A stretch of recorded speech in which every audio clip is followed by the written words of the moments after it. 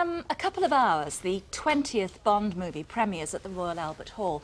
Only 5 actors have worn the super spy's tuxedo since Sean Connery launched the first film, Dr. No, 40 years ago. God, 40 years ago? It's 40 years ago, I know, it's frightening. That's amazing. And the second man to get the part, Lazenby, George Lazenby. You're full of surprises, Contessa. So are you, Mr. Bond. Do you always arm yourself for a rendezvous? Occasionally, I seem to be accident-prone. I'll take that if you don't mind. You're very sure of yourself, aren't you? Suppose I were to kill you for a thrill. I can think of something more sociable to do. Now, let's stop playing games. Who was that man in your room? You're hurting me. I thought that was the idea tonight. Now, who was he? I don't know what you're talking about. I can be a lot more persuasive, Contessa. I'm sure you can. Whatever else I may be, I'm not a liar. Get dressed. And George Lazenby is here with us now. That scene would be regarded as very politically incorrect now, wouldn't it? Absolutely. You mean the slapping part? Slapping, yeah. And then sort of leaning towards and rejecting it. Yeah. That's incorrect. Yeah. You think Bond's a bit of a softy these days, don't you? Well, I don't know. I haven't seen one since I did it, but someone quoted that from me, which wasn't true. Oh, it was a how misquote. would I know? Absolutely. Why did you only do one film? It was 1968. It was a mistake. You mean it was a mistake not to do more, or you shouldn't have done it in the first place? No. Not to have done more. Not to have done. Yeah. They offered you 7, didn't they? They offered you a series of 7. Yes. And you said, your agent said, no. Not my agent. It was a friend of mine, an advisor. My agent, you kidding? All right, go on. She was around with the script at midnight when I was thinking I might sign it.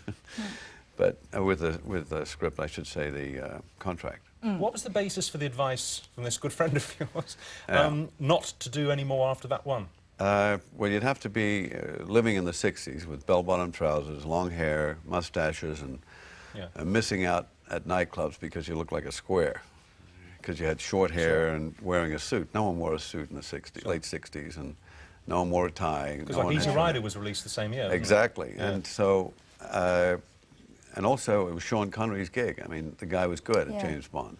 Yeah. Even though I say so. It's very unfortunate for you to sort of step into his shoes to be the first one after him. But you know, I mean, you didn't have a very happy experience making it, did you? I mean, you had terrible rows. Is this another misquote? I have read that you had terrible rows with the director and that you barely spoke to each other. We had one row, and we didn't speak to each other for the rest of the picture. That was right at the beginning. And how long did you not speak to each other? For 9 months. Yeah, that'll do. It's like having a baby. But his idea was that it made me a little angry and a little tense, and it came across on film. Well, I've got to tell you, I don't think I've seen every single one of the Bond movies, but along with many Bond fans, and I'm not saying this because you're here, I thought it was a damn good film. Yes, of course, anybody would have suffered.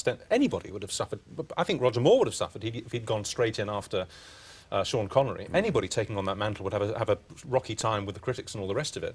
But I just can't understand why you persisted in saying no to 6 more Bond films. Well, like I said, we thought that, it sounds silly now, that the Bond era was over. Yeah. Because, you know, people going in another direction. There was, you know, Woodstock. Can you imagine James Bond going to Woodstock or 500 or Isle of Wight? That was going on. Jimi Hendrix. Yeah. These were the teen idols.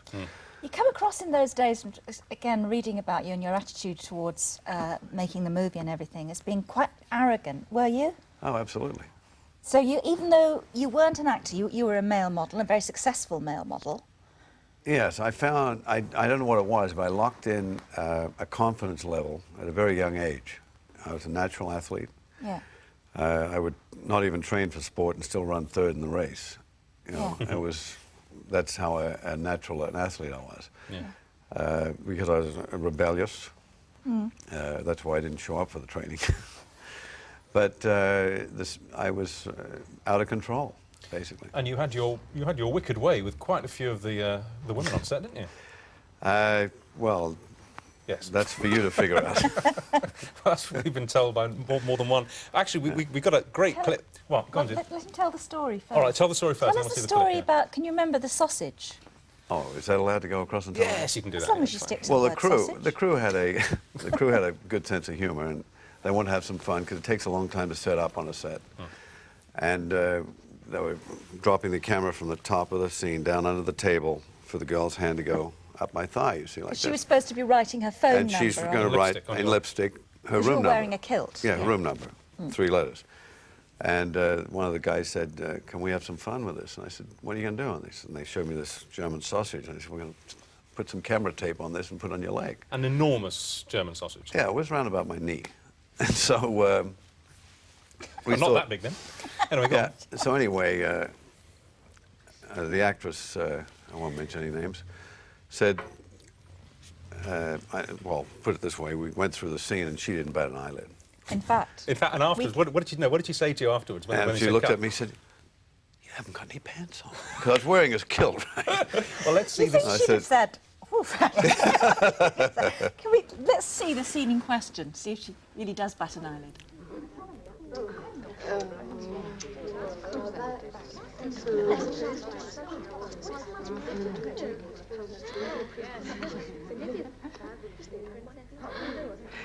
Is anything the matter, Surgery?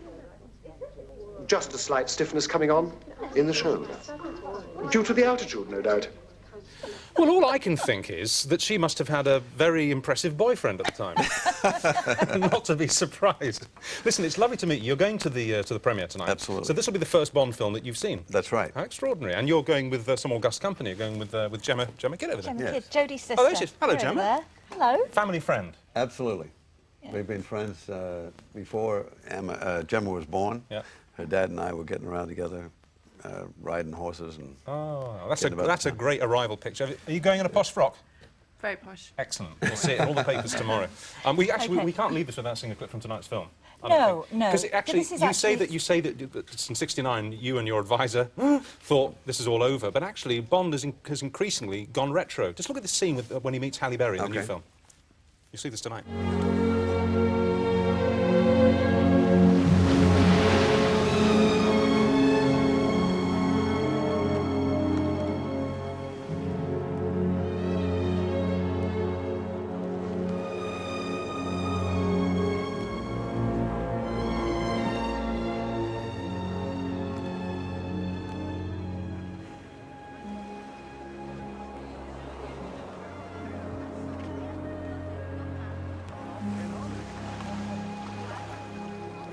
Magnificent view. It is, isn't it? Too bad it's lost on everybody else. Ursula Andress moment. Ursula Andress. Yeah. well, makes me You're looking want forward to do going now, another one. aren't you? Well, listen, don't leave us yet, because we've got one more thing to do with you. Okay. So while we sort that out, a quickie. Answer me these questions 3. Well, actually, 1 question, 3 options. Here's tonight's You Say We Play qualifier again. It's really hard, this one. Walt Disney's most famous creation, Mickey Mouse, is 74 today. What is the name of Mickey's dog? Pluto, Jupiter, or Rover? The number to call is 0901 490 4444. That's 0901 490 4444. Good luck. And we need George's help on this, because we're going over those poor souls on the other side of the studio who've been watching continuous Bond movies since 5:30 p.m. yesterday. Not so much a 24/7 experience, more a 24/007 experience. Sorry.